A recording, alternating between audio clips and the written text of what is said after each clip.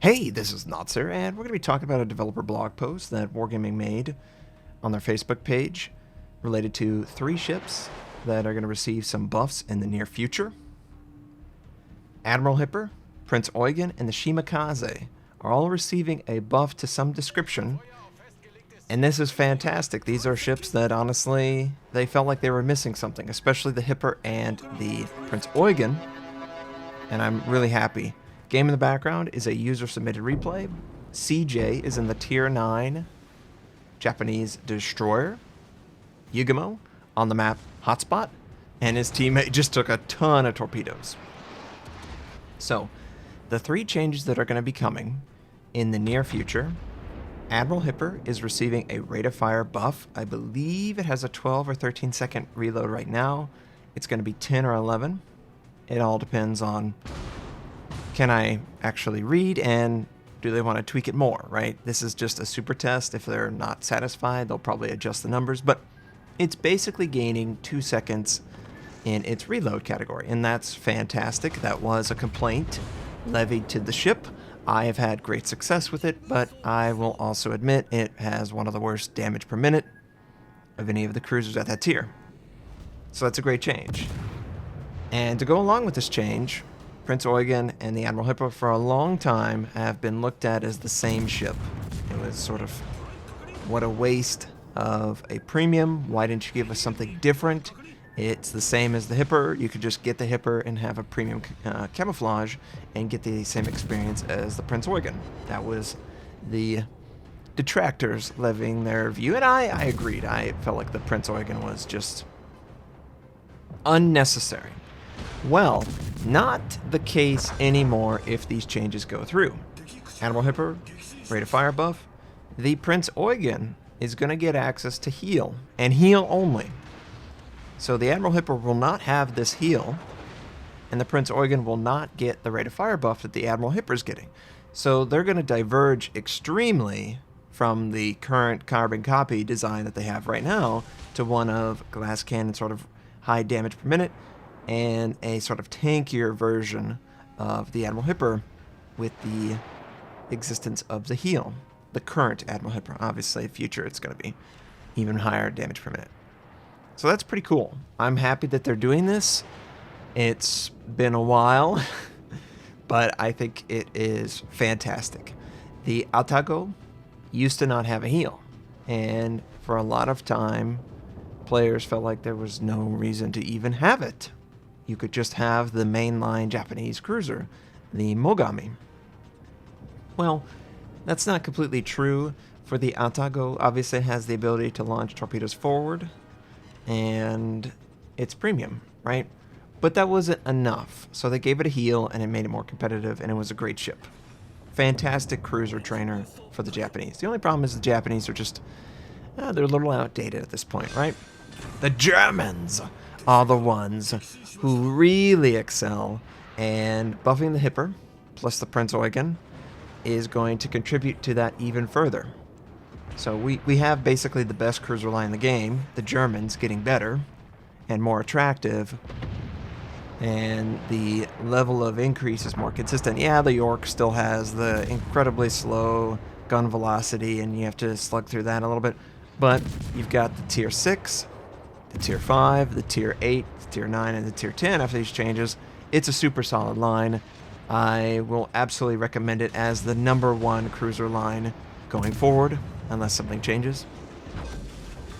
But let's get to the Shimakaze, because, you know, I don't have a Tier 8. I don't care about Tier 8 gameplay. I only play Tier 10s, Notser. What about me? Well, the most popular Tier 10 destroyer in the game is getting a concealment buff. And so you're going, Z52! No, of course not. It's the Shimakaze. Of course the Shimakaze is the most. It was built way back in the day as torpedoes. That's all you do. You just sail around and you send torpedoes. Well, the game's evolved. The torpedoes have been nerfed. And we've come around to the idea that, you know what? The Shimakaze's concealment is terrible. Why is it the same as the gearing? I never understood this. The gearing smokes it so hard in a one-on-one. Why would I ever try and go for the objective or anything if I knew a gearing was in the game and I knew their concealment was better than mine? Yeah, I'm not going to do that. No, that's suicidal. So it spawned probably 20 or 30% of the Shimakaze captains playing in an incredibly selfish flanking playstyle where they are quote-unquote spotting for their team and farming torpedo damage, but they're ignoring the objective control for the whole game. We all know those Shimas, and if you're a team player, you don't really want that type of Shima on your team. You would prefer a Shima that is going to at least contest the objective, have teammates show up and support them, because their concealment right now is not good enough to contest the objective with their guns. They really are just a body to sit there, unspotted, hope that radar from their teammates spot the enemy and, sit in smoke and engage. With the changes, 5.6 is very attractive. Going from 5.9 concealment, absolute maximum buffed concealment, from 5.9 to 5.6 is incredibly strong. 300 meters is perfect. That is about the window that I felt like was necessary to have enough time to react to the target and maneuver away or pop smoke. 100 meters was nothing. So if they were going to go from 5.9 to 5.8, I would just laugh them out of the building because it's a waste of time. But because they chose to actually give it some distance in its concealment versus the gearings of the world, it can now play the objective, disengage, go on the flank, do whatever it needs to do. This is a huge buff to the objective potential for the Shima. Not a huge buff to those Shimas that want to just stay on the flank and never go for the objective at all. They're just staying on the flank and sending torpedoes at maximum range, right? Those Shimas, you're not going to gain anything from this, really. The only thing you might gain is if an enemy DD is coming to hunt you down, you will have a little bit more room to maneuver. This is really targeting the objective, in my opinion. And I think those Shima should be rewarded. I think that is what you're supposed to do as a DD. I'm sorry. If you feel like you're not supposed to play for the team, you're sort of just missing the point of a destroyer. That's just what they do. They have the concealment to play the objective, which is pretty much on every map. Domination is really more enjoyable to me than standard for that very reason. I'm a DD main, of course. On standard, I could get it. I could get behind you, just staying on the flank, unspotted. But on domination, I can't get behind a DD that refuses to go for the objective and sort of encourages or forces their friendly cruisers to do it when their concealment's horrible. That's just not fair. So I think this change is great. I think it's a good change for the objective capabilities of the Shima.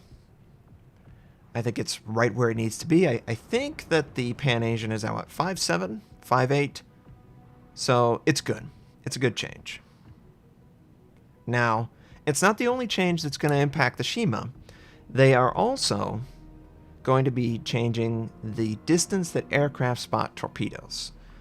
And that's a big, big, big change when it comes to something like the, spotted from Mars torpedo systems of the Shimakaze and the Japanese. Their torpedoes, they're not in a good state because of that. Because their torpedoes are so easy to spot, especially with an aircraft carrier in the game, it was invalid to take them. You needed to play something more consistent, like a gearing or a Z-52. Maybe even a Pan-Asian, But you wouldn't actually play a Shima in an aircraft carrier game and expect that your torpedoes are going to hit a target that is paying any attention whatsoever. It wasn't going to happen. So I don't know the exact range that they are nerfing the aircraft's ability to spot torpedoes, but I do know that they are adjusting the distance that the torpedoes are spotted. And that's a huge change too. That's really nice for the 2% of games that have aircraft carriers. Sorry, I'm on North America. No one plays aircraft carriers. So yeah, it's more of a change for the future when we get to see what the aircraft carrier changes are going to actually be, the concrete adjustments, when we could expect an aircraft carrier in potentially every game. Then we have to really talk about it. But for now, it's nice. Probably not going to notice it. So, yeah. I'm more excited for the Hipper, the Prinz Eugen, the Shima. Those changes directly towards those ships. All three of them, they're all three well thought out, diagnosed issues that existed, and they encourage the right type of gameplay.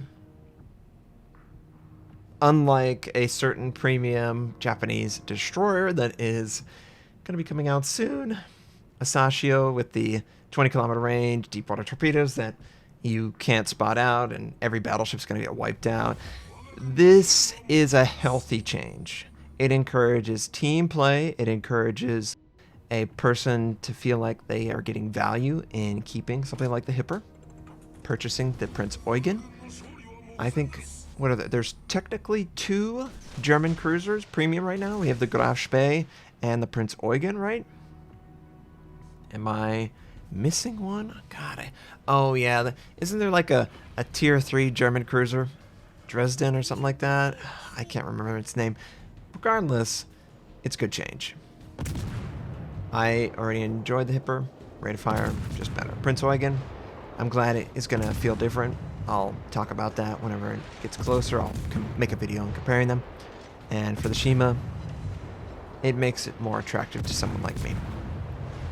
For me, the Shima was really replaced by the Z52. And then more recently, the, what is it, Yunyang? The tier 10. I really didn't feel a need to play the Shima because I could get the same gameplay, if not better, from other DDs. I could play the objective, had the ability to torpedo more consistently, and their guns were more useful, right? But now the Shima is pretty attractive. It's going to sit in a more unique spot, and I think that's great. A+ for me, Wargaming. I'm curious what all of you think. There might be players that the Shimakaze is the most annoying ship in the game for them, and they hate him, and they don't want to buff, they want to nerf. But I think for the game's health, it's better to differentiate the lines, and for it to have its concealment so close to the brawling DDs, the C-52, the Gearing, the Grozovoya tier 10, that's dangerous, right? All those ships have way better gun systems, way better brawling potential, and to be within 200-300 meters, I think is, no, 200 meters between all three of those, yeah, scary. So I'm hoping that the Shimakaze players embrace the concealment, use it to their advantage for objective play. I'm certainly going to highlight its existence for that very reason, because I feel like there's sort of a fair stigma that Shimakaze captains don't really care about their teammates. Obviously, it's not true of all of them, but a certain subset play Japanese just for spamming torpedoes, never firing their guns once, and avoiding the objective completely. I'm not talking about the DDs that care for their teammates, care for the objective, smoke, torpedo, threat targeting. I'm not talking about that. I'm talking about the guys that you're like, help me! 2v1 would have been great. Oh, I can't fire my guns. I can't let them know I'm here. I have to be unspotted for the entire game. Don't you understand? Yes, I understand that you are annoying for a team player. I hope you guys enjoyed this, though. I'm excited for it. Hope you have a wonderful day, and I'll catch you next time.